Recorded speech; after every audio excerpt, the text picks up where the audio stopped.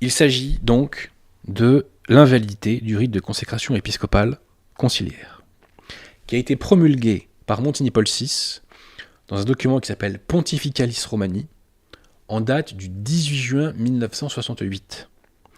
Ce faux rite, ce rite invalide devrais-je dire plutôt, promulgué donc par Montigny, a été conçu au sein d'une commission Novus Ordo, qui s'appelait le Concilium, et il y a eu principalement deux grands artisans, Dombot, qui était un moine belge, et le père Lécuyer, qui était un clerc François.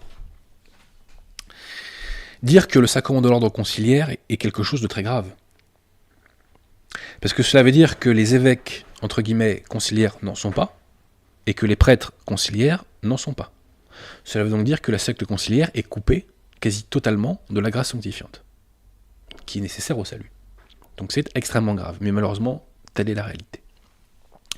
Nous pouvons dire avec certitude, nous pouvons soutenir et affirmer avec certitude que le sacrement de l'ordre conciliaire est invalide, car le rite de consécration n'est pas conforme aux exigences du magistère. Alors quel est ce problème ? Qu'est-ce qui rend ce rite invalide ? Je précise que mon dernier bouquin à ce sujet, on peut le retrouver sur le site des éditions L'Estocade.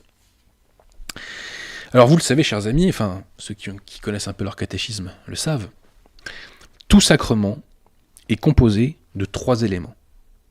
Matière, forme et intention. Ce soir, je ne vais pas vous parler de la matière, puisque les modernistes ne l'ont pas touché. Je ne vais pas vous parler de l'intention, puisque l'intention est requise, nous dit Léon XIII dans Apostolica Curae, lorsque le prêtre fait ce que l'Église demande concernant la matière et la forme. Donc elle est conditionnée à la matière et la forme. En revanche, ce soir, nous allons longuement parler de la forme, car c'est en raison de vices dans la forme que le rite de consécration épiscopale conciliaire est invalide. En substance, l'Église exige que deux choses soient présentes dans la forme de ce sacrement de l'ordre, et ces deux choses sont absentes dans le rite montignien. Dans un premier temps, donc, nous allons dégager la règle magistérielle qui s'impose pour ce type de cas, et ensuite, nous la confronterons avec le rite montignien. Nous parlerons ce soir de 2 textes très importants. Un texte de Léon XIII, qui est une lettre épiscopale, qui s'appelle Apostolica Curae. Dans ce document, Léon XIII juge invalide tous les rites anglicans, tous les sacrements de l'ordre anglican. Et le deuxième texte, c'est une constitution dogmatique de Pie XII qui s'appelle Sacramentum Ordinis. Ces 2 papes nous ont sauvés, chers amis. C'est pour ça que je les ai mis en couverture. Dans Sacramentum Ordinis, Pie XII définit justement les conditions de validité du sacrement de l'ordre. Et on va voir que Pontificalis Romani, le document de Montigny Paul VI, n'est pas conforme à Sacramentum Ordinis.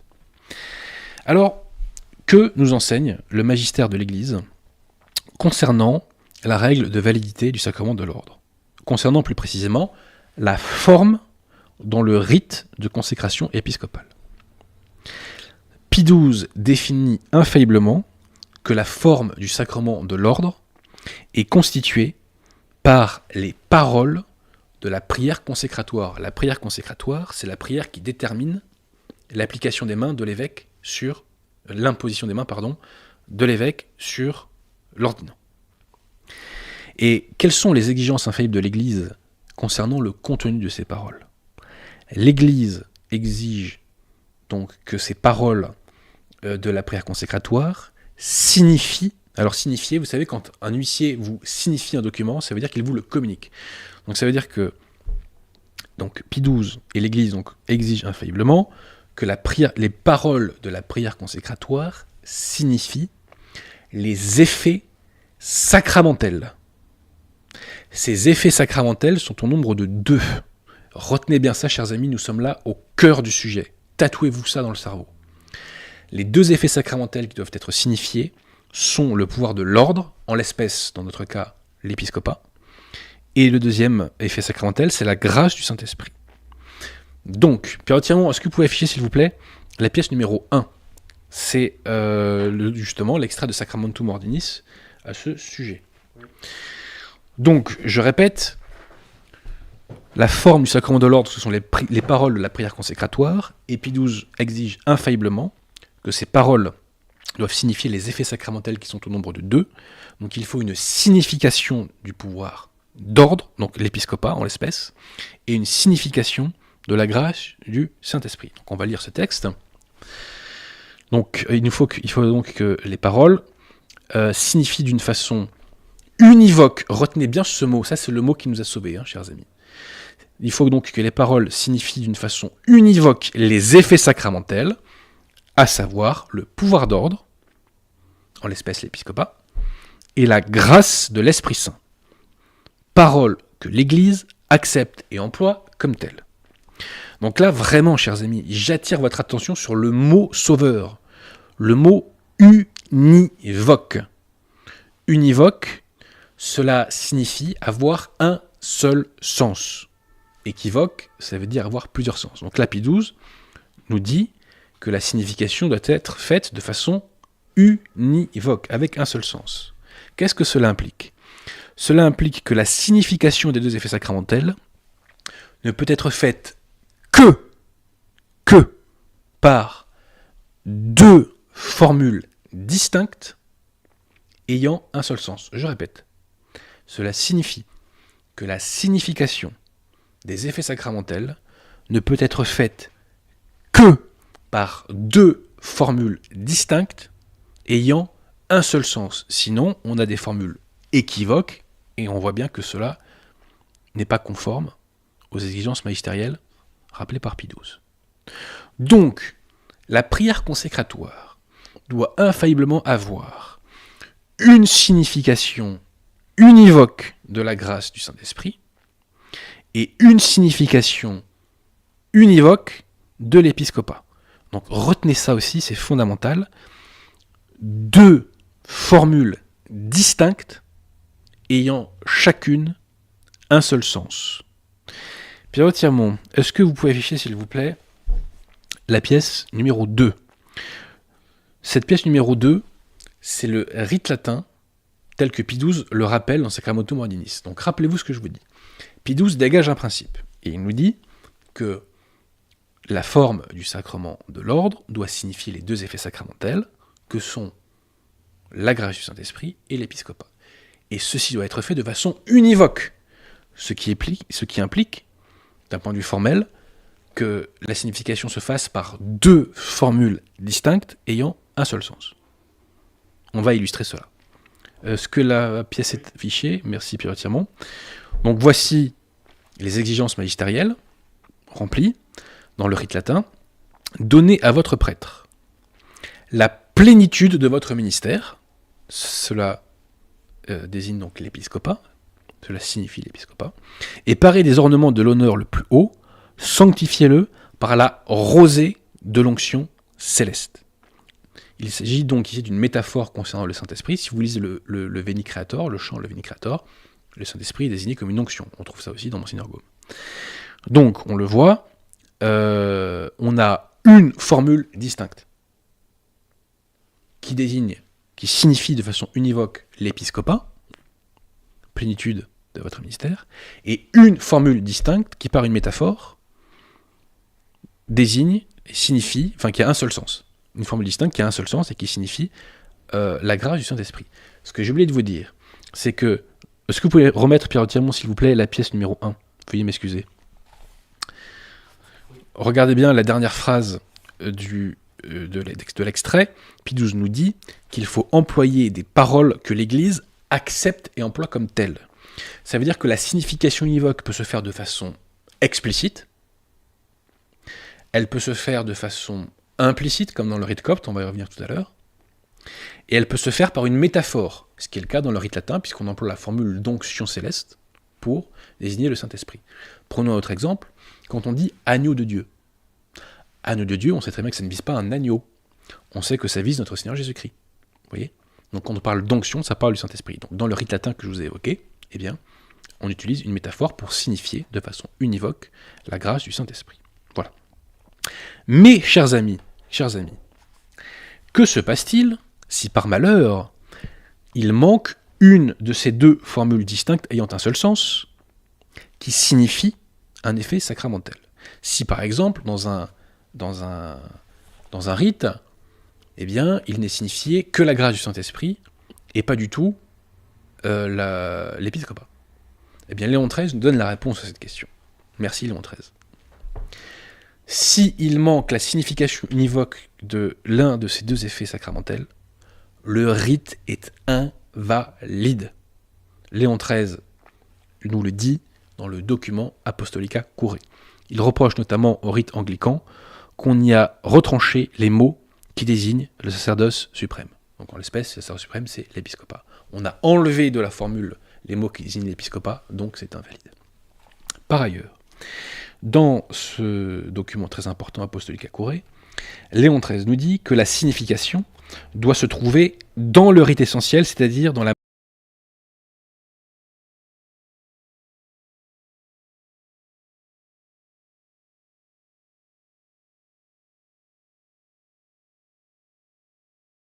eh bien, cela ne produit aucun effet.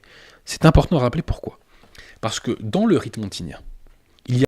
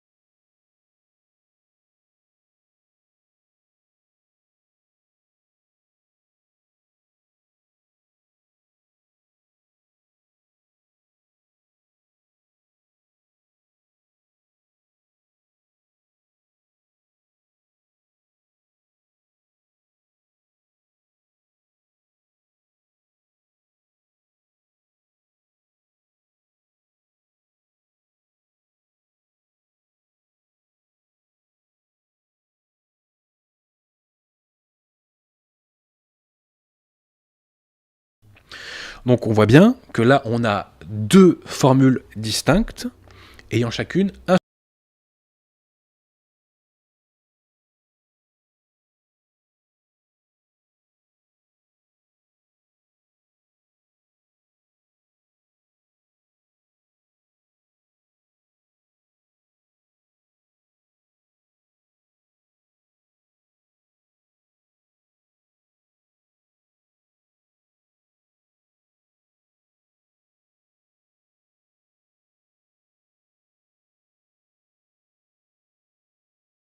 de votre Saint-Esprit, grâce du Saint-Esprit. Donc là encore, on a deux formules distinctes qui signifient de façon univoque l'épiscopat, deux formules distinctes qui ont un seul sens. Évêque que voici, désignation de l'épiscopat, influx de votre Saint-Esprit, grâce du Saint-Esprit. C'est parfaitement clair. Et enfin, le rite copte, déverser le pouvoir de votre... Alors là, il y a plusieurs traductions. Esprit directeur, esprit princier. En anglois, on dit princely spirit. Mais un correspondant, que je salue, et qui a bien creusé la question, m'a fait savoir qu'en pratique, dans le rite copte, on évoque à ce moment-là le paraclet ou le Saint-Esprit directement. Hein. Mais en tout état de cause, donc, ces formules-là désignent la grâce du Saint-Esprit, et plus loin, il y a une signification univoque, mais implicite, de l'épiscopat, puisqu'on évoque un pouvoir qui est exclusif, qui est propre seulement à l'évêque, qui est le pouvoir d'ordonner des prêtres, de faire un clergé. Donc allons plus loin, donc qu'il ait le pouvoir de pardonner les péchés selon le commandement du Fils unique, notre Seigneur Jésus-Christ, et de constituer un clergé pour le sanctuaire. Donc le pouvoir de constituer un clergé pour le sanctuaire, c'est un pouvoir qui n'appartient que à l'évêque, et donc c'est une signification implicite du pouvoir de l'évêque. Voilà. Et c'est une signification, implicite de l'épiscopat. Donc je radote, désolé de vous ennuyer à répéter, mais il faut être pédagogique sur cette question atomique, et il faut que ça rentre dans vos esprits si vous ne connaissez pas tout ça. Dans tous les rites catholiques, d'Occident et d'Orient, dans tous, la signification des effets sacramentels se fait par deux formules distinctes l'une de l'autre, et qui n'ont chacune qu'un seul sens. on l'a retrouvée dans tous les rites que je vous ai cités là. Bon. Donc 2 formules distinctes ayant un seul sens. Alors vous allez me dire, mais pourquoi est-ce que j'insiste autant là-dessus? Certains me voient déjà venir. Maintenant qu'on a dégagé ce principe, alors le principe, on va le répéter. Je sais, je radote. Ce principe, c'est que le sacrement de l'ordre, pour être valide, doit avoir une forme qui signifie de façon univoque les effets sacramentels qui sont 1. La grâce du Saint-Esprit, 2. L'épiscopat. Et cette façon, donc cette signification doit être faite de façon univoque, ce qui implique nécessairement que chacun de ces effets est signifié par une formule distincte ayant un seul sens. Maintenant, on va voir si on va appliquer ce principe au rite montinien, tel qu'il ressort du document Pontificalis Romani du 18 juin 1968. Et Paul VI lui-même a dégagé les paroles de sa prière consécratoire. Pierre Tiremont, est-ce que vous pouvez afficher, s'il vous plaît, la pièce numéro 4, c'est la prière consécratoire de Montigny Paul VI. Alors, citation. « On voit maintenant sur cet élu la puissance qui vient de toi, l'esprit souverain. » Alors, des fois, on traduit autrement. On traduit esprit qui fait les chefs ou esprit directeur. Et en latin, c'est spiritum principalem. Spiritum principalem, à l'accusatif. Si je dis pas de bêtises, je ne suis pas latiniste, pardonnez-moi. Donc, on voit maintenant sur cet élu la puissance qui vient de toi, l'esprit souverain, que tu as donné à Jésus-Christ, ton Fils bien-aimé, et que lui-même a donné à ses apôtres, qui ont fondé l'Église en tout lieu, comme ton sanctuaire, pour qu'on te rende gloire et qu'on loue incessamment ton nom. Donc là, la première chose qui saute aux yeux et qu'il faut relever, chers amis, c'est la suivante. Alors que l'Église enseigne infailliblement, comme on l'a longuement vu et comme on l'a observé dans tous les rites catholiques, alors que l'Église enseigne infailliblement, faute de quoi le rite est invalide, que la forme doit signifier 2 effets sacramentels, épiscopat et grâce du Saint-Esprit, dans cette formule montinienne, on observe qu'il n'y a qu'un seul effet, qu'un seul objet de signifier, à savoir le fameux esprit souverain qui est censé faire office de grâce du Saint-Esprit. Et nous, Français, nous pouvons avoir la certitude absolue qu'il n'y a qu'un seul effet sacramentel de transmis, qu'un seul effet sacramentel de signifier, qu'un seul effet sacramentel de donner de l'évêque à l'ordinant. Pourquoi nous, Français, nous pouvons le lire? Grâce aux règles de la langue française. Regardez bien, chers amis, la pièce que nous vous exposons. Et regardez bien le segment de phrase vers le début, que tu as donné à Jésus-Christ. Que tu as donné. Vous le voyez, passé composé, tu as donné. C'est au singulier. Or, nous savons que dans la langue française, lorsque le participe passé s'applique avec le verbe avoir, il s'accorde au complément d'objet direct lorsque le complément d'objet direct précède le verbe. Si le complément d'objet direct était au pluriel, chers amis, vu que le complément d'objet direct précède le verbe, dans notre cas, si le complément d'objet direct était au pluriel, à donner aurait un S, il s'accorderait au pluriel. Or, il n'y a pas de S. C'est donc la preuve qu'il n'y a qu'un seul objet, qu'un seul effet sacramentel qui est transmis. Ce fameux esprit souverain dont on reparlera un peu plus loin. Alors poursuivons, chers amis. Il y a une formule qui est censée faire office de grâce du Saint-Esprit, mais y a-t-il quoi que ce soit dans cette formule qui fasse office de signification univoque en des termes aussi précis que ceux qu'on a montrés tout à l'heure de l'épiscopat? La réponse est négative, il n'y a rien. Aucune formule explicite, aucune formule implicite et aucune métaphore. Et surtout, chers amis, ne vous laissez pas tromper par les sophismes de ceux qui essaient de se raccrocher au segment de phrase suivant que lui-même a donné à ses apôtres qui ont fondé l'Église. Pourquoi? Parce que ce segment de phrase que lui-même a donné à ses apôtres qui ont fondé l'Église n'est pas relatif, n'est pas afférent à au deuxième effet sacramentel qui est le pouvoir d'ordre, donc en l'espèce l'épiscopat. Ce segment de phrase, quand on lit la prière consécratoire de Montigny, est afférent au premier objet, au premier effet sacramentel, qui est le fameux esprit souverain. Il suffit de le lire pour le constater. On voit maintenant sur cet élu, on voit quoi sur cet élu? La puissance qui vient de toi, c'est-à-dire donc l'esprit souverain, que tu as donné à Jésus-Christ, ton Fils bien-aimé, et que lui-même a donné à ses apôtres. Ce qui est donné en l'espèce, chers amis, ce n'est donc pas le pouvoir d'ordre. Ce qui est donné, ce n'est pas l'épiscopat. Ce qui est donné, c'est simplement le fameux esprit souverain, qui est censé désigner la grâce du Saint-Esprit. Si un évêque dit à un ordinant « Je te donne les chaussures des apôtres », il donne les chaussures des apôtres. Il ne donne pas l'épiscopat des apôtres. C'est clair puis entièrement ou pas? Et par ailleurs, on nous dit bien qui ont fondé l'Église. On ne parle pas du pouvoir des apôtres pour fonder l'Église. Ce n'est pas le pouvoir des apôtres pour fonder l'Église. On nous précise ici simplement que les apôtres ont fondé l'Église. On nous parle bien de l'Esprit qui a donc été donné à ces apôtres qui ont fondé l'Église. Pas pour fonder l'Église, qui ont fondé l'Église. Cette précision est importante, on le verra, pour répondre à 2 contradicteurs, même à 3 d'ailleurs. Donc, chers amis, dans ce rite montinien, il n'y a absolument aucune signification univoque de l'épiscopat. Dès lors, en appliquant le principe dégagé par Léon XIII dans l'Apostolica Curae, une conclusion s'impose, ce rite est invalide. Point. Alors, Pierre de Tirmont, je pense qu'il serait opportun d'afficher d'ores et déjà la pièce numéro 5. Est-ce que vous l'avez, la pièce numéro 5 ? Oui. Voilà, donc c'est un petit rappel. Je sais, je radote et je répète, mais c'est important pour la pédagogie. Donc là, je crois qu'il y a tous les rites, vous voyez. Donc il y a rite latin, rite maronite, rite copte et rite arménien.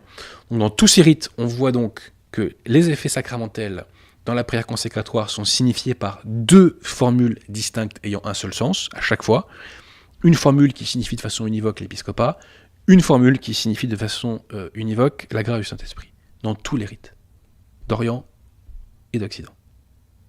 En revanche, dans le rite montinien, il y a une formule qui est censée faire office de signification de la grâce du Saint-Esprit, on y reviendra tout à l'heure, mais il n'y a aucune signification de l'épiscopat, et je mets au défi n'importe quel contradicteur de prouver le contraire.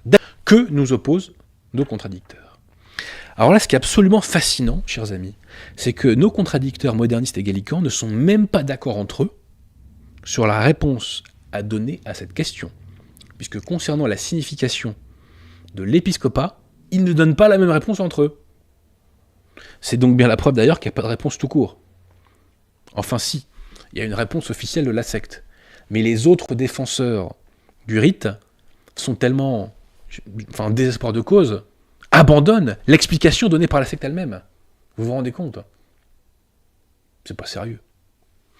Alors, on va examiner l'argumentation de 4 contradicteurs, donc de Dombot, qui est l'un des créateurs du rite, de John Fisher, qui est un blogueur moderniste relayé par Archidiacre, de Fide Fidelis, qui est donc un internaute qui, me dit-on, mais ça j'en suis pas sûr, est dans l'équipe d'Archidiacre, et des Dominicains d'Avrier.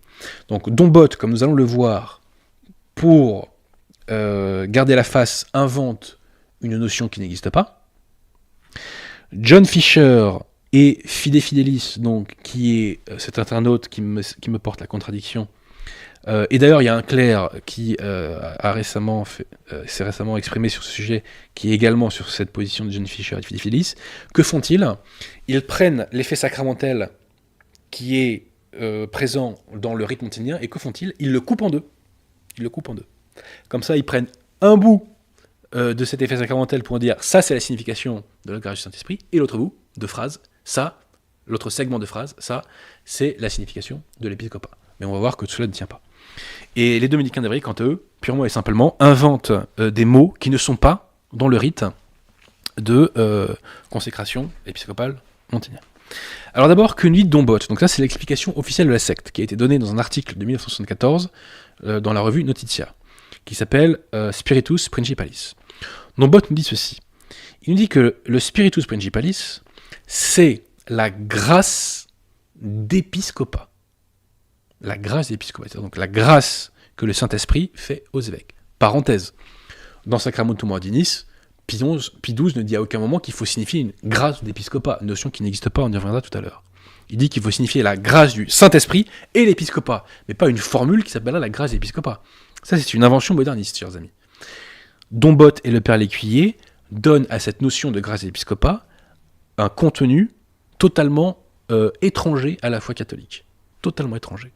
Ils nous disent que c'est la grâce pour témoigner, et disent que c'est notamment, pour les évêques, la grâce de magistère. La grâce de magistère, ça n'existe pas. Ce ne sont pas les grâces d'État, on ne parle pas de ça là, chers amis. Le magistère, c'est l'enseignement infaillible de l'Église. Au mieux, les évêques participent au magistère dans le cadre du magistère ordinaire universel, mais ils n'ont pas de grâce de magistère, ça n'existe pas. Ils ont un office d'enseignement, oui, c'est vrai, mais ils n'ont pas de grâce de magistère. Donc, on invente une notion, la grâce d'épiscopat, et on lui donne un contenu totalement hétérodoxe. Et d'ailleurs, ce qui est drôle, c'est que le Père Lécuyer, dans un article qu'il a fait pour le CDRS, dit lui-même que les savants de son époque ne reconnaissent pas l'existence de cette grâce. Non, mais c'est formidable, c'est-à-dire que le rite de consécration épiscopal montinien repose sur quelque chose dont l'existence est niée par les experts en question. Bref. Mes chers amis, donc l'explication de Dombotte est bidon parce qu'il nous oppose une notion qui n'existe pas, mais jouons le jeu un instant. Et partons du principe que Spiritum Principalem signifie quelque chose d'orthodoxe qui serait cette fameuse grâce d'épiscopat. À ne pas confondre, je le répète, avec les grâces d'État qui ne sont bien entendu pas contestées ici. Mais vous ne trouverez aucun précis dogmatique qui parle de grâce d'épiscopat concernant les évêques. Ça n'existe pas. Bref. Mais admettons un instant que ça existe. Eh bien la formule serait quand même pas conforme aux exigences du magistère de l'Église. Pourquoi ? Parce que ça voudrait donc dire que par la formule Spiritum Principalem, on signifie à la fois la grâce du Saint-Esprit et l'épiscopat. C'est pas bon. Au lieu d'avoir deux formules distinctes ayant un seul sens, on aurait une formule qui a un sens équivoque, c'est-à-dire qui signifie à la fois deux choses. C'est pas ce que demande Pie XII. C'est pas ce que demande l'Église. Donc, ça convient pas. Pierre Tiremont, est-ce que vous pouvez réafficher, s'il vous plaît, la pièce numéro 4 ? Puisque nous allons maintenant examiner la contradiction de John Fisher et de Fide Fidelis. Donc, que fait John Fisher ? John Fisher nous dit, regardez bien la première phrase de la prière consécratoire, chers amis. John Fisher nous dit, donc, que la phrase suivante, donc, envoie maintenant sur cet élu la puissance qui vient de toi, virgule, l'Esprit souverain. Donc, John Fisher nous dit que la signification univoque de la grâce du Saint-Esprit, c'est la puissance qui vient de toi, et la signification univoque de la signification univoque de l'épiscopat, c'est la puissance qui vient de toi, et la signification univoque, nous dit-il, de la grâce du Saint-Esprit, c'est l'Esprit souverain. Ça ne tient pas la route. Pourquoi ? Parce que déjà, il suffit de lire le texte pour s'apercevoir que la puissance qui vient de toi, c'est simplement une autre appellation du même objet qu'est l'Esprit souverain. Si on avait voulu mettre deux objets différents, on aurait très probablement mis à la place une conjonction de coordination en l'espèce et ET. Bon. Ensuite, nous sommes François, donc nous savons qu'il n'y a qu'un seul objet. Donc la puissance qui vient de toi et l'Esprit souverain, c'est un même et unique objet.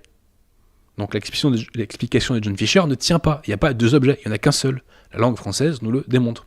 Et ensuite, chers amis, retenez bien ça, c'est le sens des mots. Lorsqu'on débat avec archidiacre, rappelez-vous, à chaque fois on observe qu'il ne donne pas, quand ça l'arrange, aux mots leur sens. C'est ce que fait John Fisher. Pourquoi ? Parce que quand il nous dit que la puissance qui vient de toi, ça signifie l'épiscopat, je réponds que la puissance qui vient de toi, littéralement, ça ne signifie absolument pas l'épiscopat. Je suis désolé. Implicitement, ça ne signifie absolument pas l'épiscopat. Et il n'y a aucune métaphore acceptée et employée par l'Église selon laquelle la puissance qui vient de toi signifierait l'épiscopat. Donc John Fisher raconte n'importe quoi, mais est-ce que vous comprenez, chers amis, que les modernistes sont tellement désespérés qu'ils en sont à un stade où ils sont obligés de chercher la signification de l'épiscopat. C'est-à-dire que nous, quand on lit un rite catholique, on la voit directe, eux la cherchent. Ils sont même pas sûrs. Et la seule explication qui est donnée par Dombotte est rejetée par eux-mêmes. Ils cherchent une autre justification. C'est bien la preuve que cette histoire, c'est du n'importe quoi. Alors ensuite, ce Fide Fidelis qui m'a envoyé un message assez désagréable sur ma conférence à Rennes, il nous dit ceci, excusez-moi, il faut que je retrouve le passage.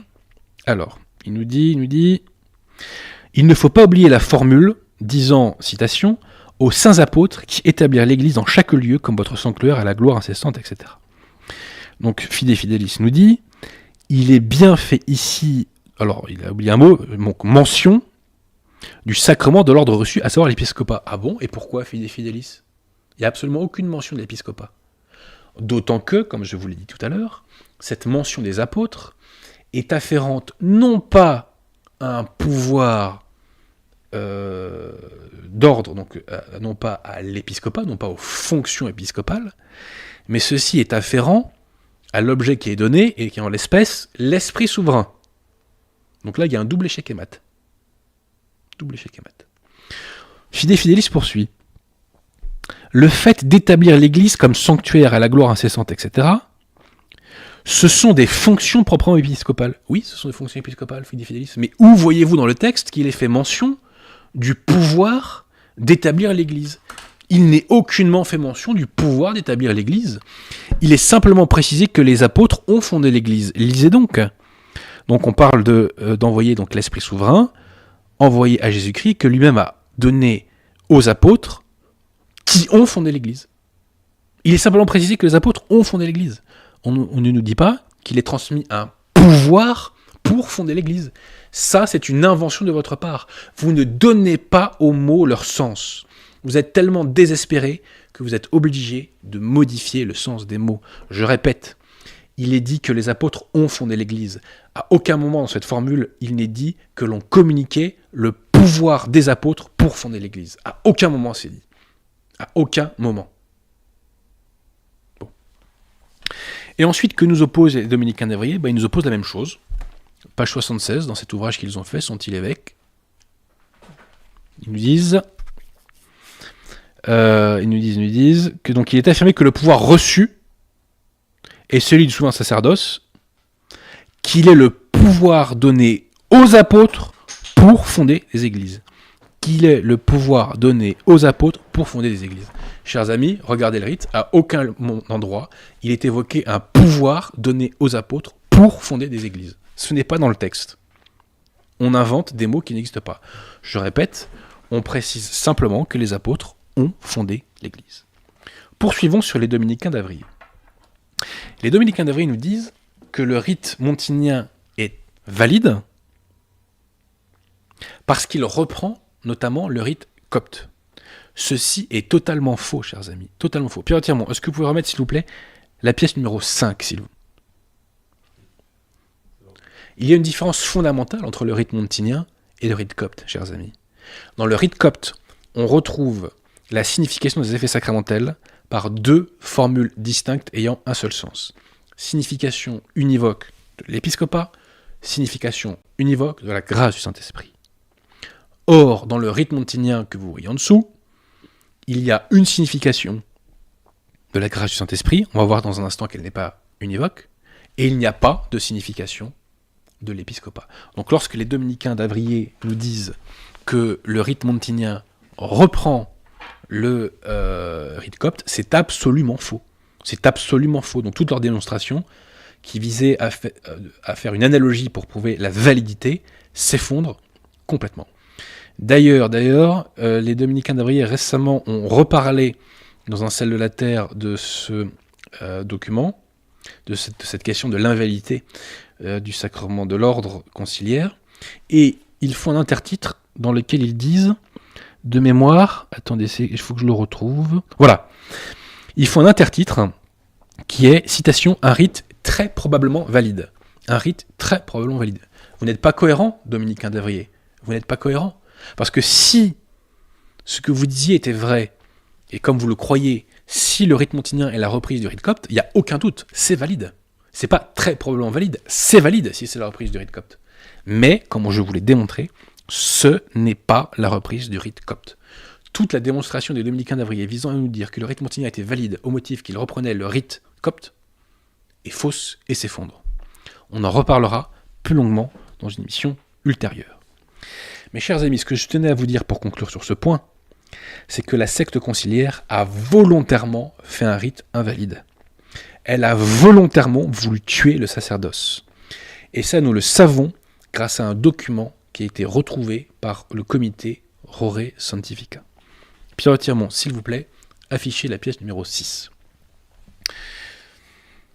Dombotte, pour faire passer son rite invalide au clerc de bonne foi de la commission du concilium, devait arriver à leur faire croire qu'il existe d'ores et déjà des rites catholiques qui n'ont pas de signification claire de l'épiscopat. Qu'a-t-il fait pour leur faire croire cela ? Il a fait une traduction dans ce qu'on appelle un schémata, donc un document qu'on rend à la commission du concilium.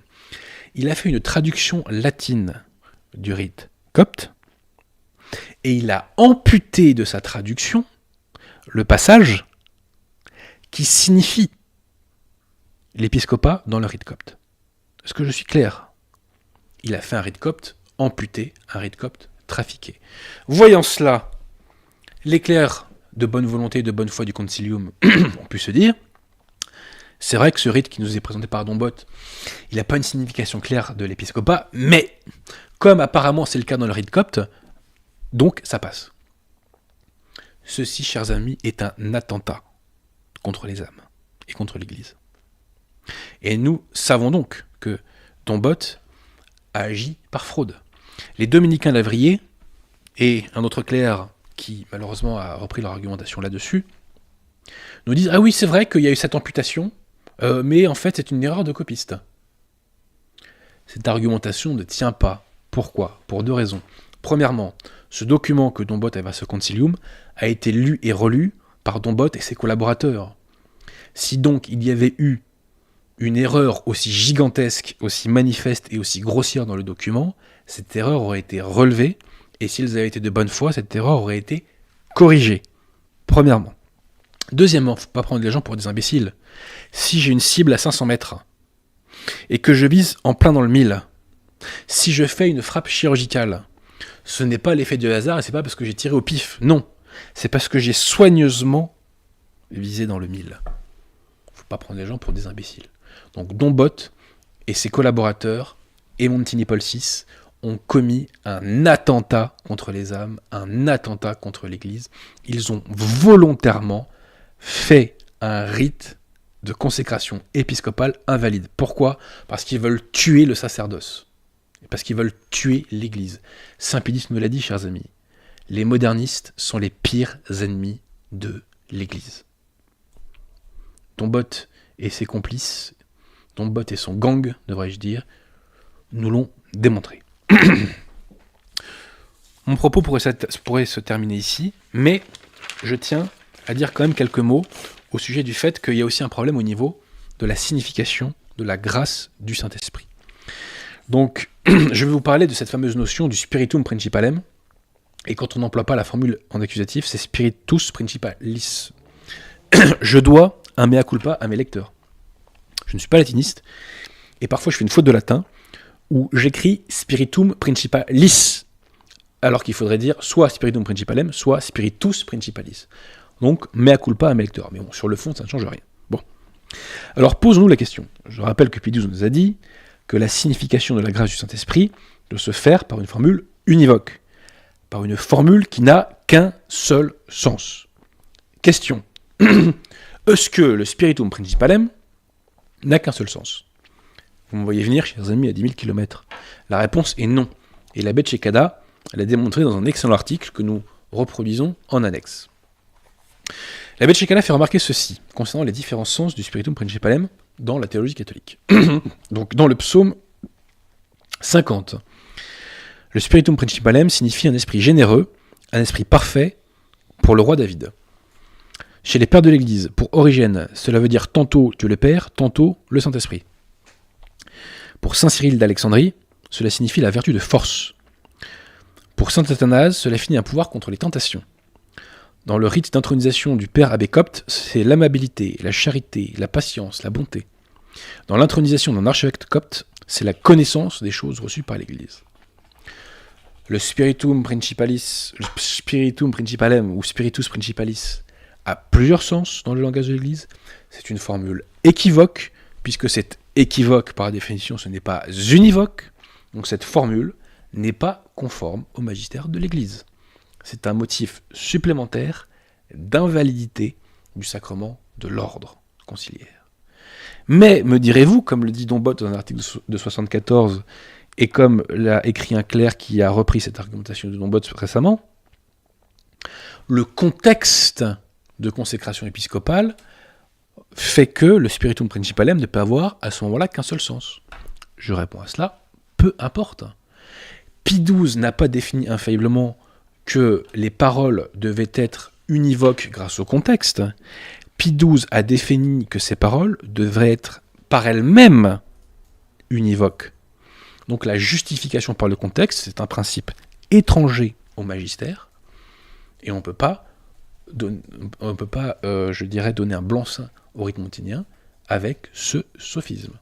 Grâce à Pie XII, nous pouvons déchiqueter en 1000 morceaux ce sophisme. Mais d'ailleurs, chers amis, où les modernistes sont-ils allés chercher leur spiritum principalem? J'essaie de pas me tromper. Sont-ils allés le chercher dans les psaumes? Sont-ils allés chercher dans les pères de l'Église? Non, pas du tout. Encore que dans un premier temps, dans un document de 66, Dombot prétendait être allé le chercher dans le psaume 50. Mais par la suite, il est revenu là-dessus. Et où sont-ils allés chercher leur fameux spiritus principalis, nos chers modernistes? Ils sont allés le chercher dans un pseudo-rite qui s'appelle le rite d'Hippolyte de Rome, qu'on a découvert sur le socle d'une statue qui date du IIIe siècle, mais qu'on a retrouvé au XVIe siècle. Donc les gars sont en train de nous dire qu'ils ont fondé un texte aussi indispensable que la forme du sacrement de l'ordre. Un texte aussi indispensable à la survie de l'Église. On a fait ce texte sur la base d'un truc qu'on a retrouvé sur le socle d'une statue. Vous ne croyez pas qu'il y a un os dans le pâté quand même quand on pose des problèmes comme ça? Vous n'avez pas l'impression, chers conciliaires, qu'on se moque de vous? Alors c'est quoi ce fameux rite d'Hippolyte? Les défenseurs de la validité du rite monténien nous disent que c'est un rite de l'Église. Mais c'est totalement faux, chers amis. C'est totalement faux. Jamais personne n'a été capable de nous dire où et quand ce rite a été employé par l'Église. On n'est même pas sûr de l'existence de ce rite. Les experts se contredisent tous entre eux. Et le gag, mais mauvais gag, parce que derrière ce sont les âmes qui trinquent, le mauvais gag, c'est que les experts ne sont même pas d'accord entre eux sur ce qu'est l'objet de ce rite d'Hippolyte de Rome. Certains vous disent que c'est une liturgie orientale, certains vous disent que c'est une liturgie occidentale, certains vous disent que c'est simplement une liturgie idéale, donc qui n'a jamais été appliquée. On ne sait même pas de quoi il s'agit. Les experts ne sont pas d'accord entre eux sur l'objet même de ce rite. Et c'est là-dessus qu'on a fondé, soi-disant, la forme du sacrement de l'ordre épiscopal. Mais on se moque du monde, chers amis. Il n'y avait pas de fondement plus solide pour faire un rite de consécration épiscopale, franchement? Il n'y avait rien sous la main? Je répète, on se moque du monde. Les modernistes se moquent de vous, chers conciliaires. Rebellez-vous contre eux. Alors d'ailleurs, Dombot était le premier à faire peu de cas du spiritum principalem, puisque dans un article de 1969, il ose écrire que si le spiritum principalem, qui est quand même censé signifier la grâce du Saint-Esprit, il nous dit que si ces mots-là ne sont pas mentionnés, le rite est quand même valide. Donc il nous dit, si Sacramentum Ordinis n'est pas respecté, c'est quand même valide. Là encore une fois, il se moque du monde. Alors, comme je vous l'ai dit tout à l'heure, l'explication selon laquelle le spiritum principalem, ou spiritus principalis, non décliné, signifie la grâce du Saint-Esprit, c'est un argument qui ne vaut rien, puisque le Père Elculi nous dit que cette grâce d'épiscopat, cette grâce d'épiscopat, ça veut dire notamment la grâce du magistère des évêques. Or, la grâce du magistère des évêques, c'est quelque chose qui est totalement étranger à la foi catholique. Les évêques font partie de l'Église enseignante, les évêques ont un office d'enseignement, mais ils n'ont pas de grâce du magistère, comme nous le dit le Père Lécuyer. Et comme d'ailleurs, les experts qui s'opposent au Père Lécuyer le contestent. C'est une notion qui n'existe pas. Voilà. Le contenu donné par le Père Lécuyer au spiritum principalem, donc à cette fameuse grâce d'épiscopat, c'est quelque chose qui est totalement étrangère à la foi catholique. Donc tout s'effondre. Donc je répète, Pie XII nous dit que pour être valide, un rite doit signifier de façon univoque l'épiscopat et la grâce du Saint-Esprit. Dans le rite montinien, il n'y a rien qui signifie de façon univoque l'épiscopat, et la grâce du Saint-Esprit est signifiée simplement par une formule équivoque. Ce rite est de toute évidence invalide. Les pseudo-évêques conciliaires ne sont pas des évêques catholiques, ne sont pas des évêques valides. J'en ai terminé.